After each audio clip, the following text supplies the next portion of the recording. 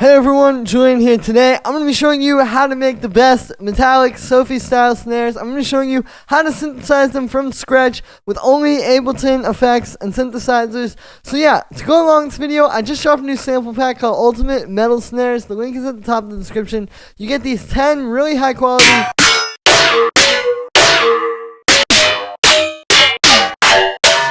really good metal snares, plus you get all these project files for some as well, so you get 10 individual project files as well as one shots of these really high quality snares. I've not seen a sample pack get this quality level with these snares yet, so definitely go grab that. Links at the top of the description. It's a really great way to help support me, but most importantly, support yourself. You know, this is something you can get right now to make some really great and probably the best music you've ever made.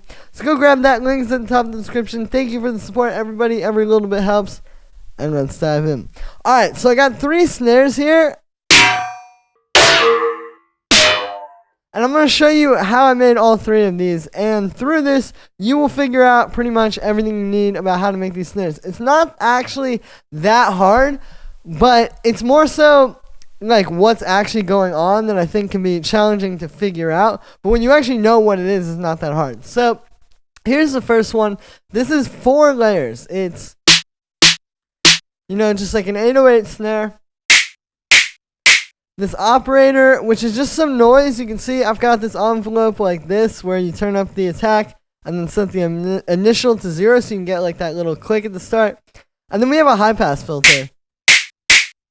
And then just a bit of EQ and actually some saturation. Here's without it. You can hear it kind of makes it feel more percussive and hit a bit more. So that and the snare together.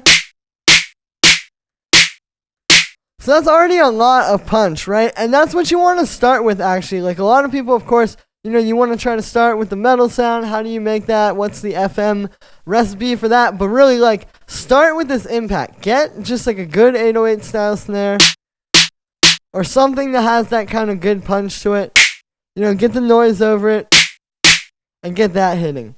Then once you have that, we can move up to the metal noises. So the way that these snares work is basically it's 2 metal noises kind of playing and then the dissonance between those creating that sound. So we have this one and this one, right? So on their own, definitely you can hear that metal snare sound in there, but it's not about either one of them on their own. You put them together and you can hear you get this like complex sound. And this is essentially recreating what would happen if you were actually hitting metal. Like when you hit metal, you get a lot of different overtones playing at once. And they're not always perfectly in tune, and it's not always so like even across the whole frequency spectrum, right? Like it's not just like noise where it's every frequency. So we're essentially recreating that using FM synthesis to create the metal sounding overtones. That is how this works. So what we're doing is with this first one, it's actually pretty simple. It's 2 sine waves here. You can see very punchy envelope on that. They're detuned, so you get, like, you can see if I put it down to 0, see it's not quite as metallic. So even there you can get some of those like kind of warping overtones by detuning those. Plus I got the coarse pitch up to 6. I've got a hard shaper on the filter. There's also an envelope, but it's not really down, so they're not really hearing that too much. And then there's a pitch envelope on this, right, to make it nice and punchy and percussive. So then after that, there's 2 effects, which are very important. So here's without these.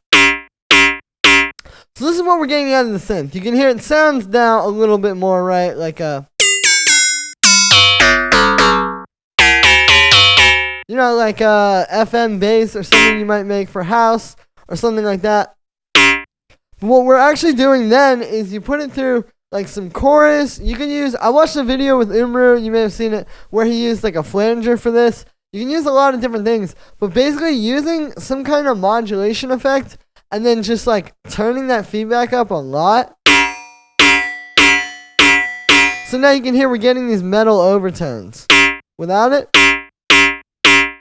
it's metallic, but when you turn it on, again, that feedback is giving you even more of that kind of like, heavy metallic kind of thing.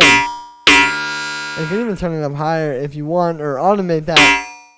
And then just have like a slow setting. But what the key here is the width too. You want this to be super wide. Then I have this EQ, which is doing a high pass. And then we've got, so this is the second metal sound. And this is also made with FM. You can see Operator is really good for these. You know, FM is the best way to really get that like metallic kind of sound, right? So what we got here is we've got a sine wave, a triangle wave, and then we've actually got this one, which is a sine wave, and I added 2 harmonics where it sounded good. And you can see what's happening is these are all different octaves, and it's kind of creating this like crazy noise. You're getting a bit of like a high metallic thing, and also that low like, right? And then when you put them, it just sits really well underneath that other one, right? So you can see here the main thing is like the envelopes, like the pitch envelope. You can see it's set very particularly. And also there's a high pass filter with an envelope, which you might not think does that much. But here's without it. With it. It's giving like a whole different kind of punch to the snare. And then yeah, the pitch envelope. So here we're using actually a delay to kind of do a very similar thing to that, what that chorus was doing. If you get a delay and turn the feedback up and then set the time like kind of fast like that, and maybe give it a bit of filter, that can create that metallic thing too. Here's without it. Again, another sound that kind of just sounds like a standard FM thing, but when you add that, all of a sudden it adds the metallic overtone. We've got a bit of overdrive, some drum bus, and a bit of resonator too. Here's without it. Just gives a little bit more metal overtone. So those are all the individual layers to the actual metal snare. On the metal group, you can see there's just a bit of drum bus. So here's without it. With it. This is another thing that can really help, like when you're synthesizing percussion, drum bus can really help to make it actually sound like percussion and not like a synth.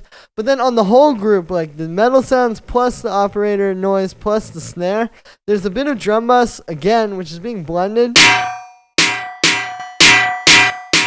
you can see when I turn it off and then when I turn it back on, it's pretty important. With these snares, you can get a bit more crunchy than, say, like if you were trying to make like a really clean house or techno track or something. Like this is more just creative sound design. So there's nothing wrong with like really drum bussing it and pushing that and trying to see just like how hard can we make this thing hit. Right, and then to even take that further, I've got a limiter at the end without it, with it.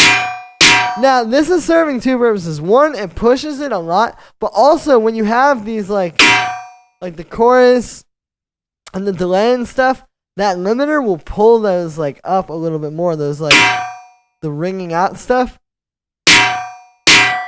So it really helps for that. So then for the next snare, so let's talk about how I made this one. So this is actually only 1 layer of punch, right? It's this snare. But you can hear it, this fills the whole spectrum. Like it's got the and the punch. Plus it's being saturated. This wave shaper is really good for these, to kind of like turn them into that more like from this to this, like really push it.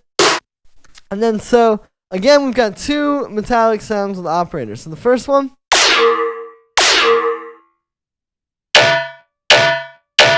and then the second one. So you can hear it, you actually like see, like, when you hear this snare, you might think it's mainly just this.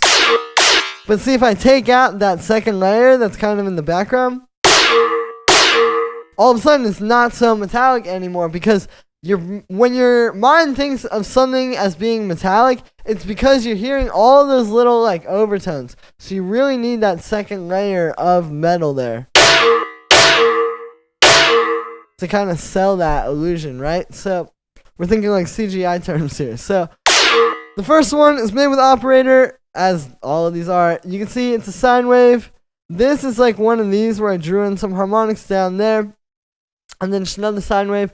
You can see these are all at different octaves. Again, super detuned, and the envelopes are kind of like that. We've got a pitch envelope, which you can see here. I did the kind of like double layered pitch envelope. So if I turn off that attack, see how it just kind of makes that feel a little bit more like a real percussion. Again, we're trying to really sell this like metallic hit. So anything you can do to kind of give it some more realism helps. I've got a high pass filter here with a high resonance and an envelope. So this is, again, something I don't really talk about a lot on this channel. It can be a good sound design technique. I actually learned that from doing dubstep basses back in the day. You get a lot of those cool growl sounds with the high pass with like a resonance and then maybe an LFO or an envelope. But here's without it. With it. So you can hear what that's doing, man. It really gives a lot of punch. And then also having the sign shaper helps too. Like if I turn that off. So that's a lot of what you're hearing. And you can hear it, the way it just really like crunches that transient. I got the spread up. And then you can see we've got another one of these choruses with just like a very high feedback. And then a high pass filter. And then for this one. So again, we've got a sine wave, a triangle wave, and then this like user waveform. And you can see these have these kind of just straightforward envelopes, but the first one has a short envelope. I've got this pitch envelope on it, another high pass with like a little envelope. So again, that can be really helpful here. Another one of these same kind of, see, same thing, just some delay, and then overdrive after that also, because if you distort this delay, not only will you get the metallic overtone, but distortion is essentially just like a form of compression, right? So it'll bring up the metallic thing. And yeah, we've got some more of this going on. You know, a bit of drum bus, and then on the whole group, again, just a bit of drum bus and a limiter. Then we have this guy, and this has a little bit more crazy stuff to kind of get that particular overtone. So it's a 606 snare with a bunch of saturation. And see, what we're doing here is we're combining this, which is just like a kind of almost like a lower metallic sound, right? Which obviously on its own, even with the 606, wouldn't be like all that great. But then when you combine it with this just like very straight punchy one, they fill each other in really well. So the first one here, again, operator, you know, these punchy envelopes. This one I drew in another. And you can see what makes this one I think a bit lower is the first oscillator is really low, and then it's only the second oscillator that goes up high. So you kind of get it like at a lower pitch, but still with those overtones. We got another envelope high pass filter, really good for this to get the punch, plus the sign shaper, which is really not a lot of places in sound, or like a lot of sounds you would want to do this, but with these it works really well for some reason. And then, yeah, another chorus, high feedback, you know, just a high pass filter to get rid of. Because sometimes these, you hear that? If I turn that off, there's like a woo in the low end. So you just get rid of that. And then this one, again, like pretty much same techniques, you know. It's not really that complicated to make these once you see what's going on. But you see, like, even if you have really similar processing on all of these, it's like vastly different. That one, yeah, we just got a bit more drum bus and a limiter on the group. And that is going to be it for this one, guys. I hope you enjoyed. As always, make sure to like this video as well as subscribe. And let me know what you think of this video in the comments. Like I said in the beginning, you can get my new pack, Ultimate Metal Snares Volume 1. All these really high quality snares, the best I've heard in a sample pack on the market for this style. Plus all these project files as well with all the individual layers. So you can really go in here, take these apart, learn from them, make your own snares. It's a really great resource. I haven't seen anything else like it. So definitely go grab that and help support me. But most importantly, help support yourself making your best music. I promise if you grab this, you will make one of your best tracks today. Thank you so much for the support, everybody. And I'll see you tomorrow with another video.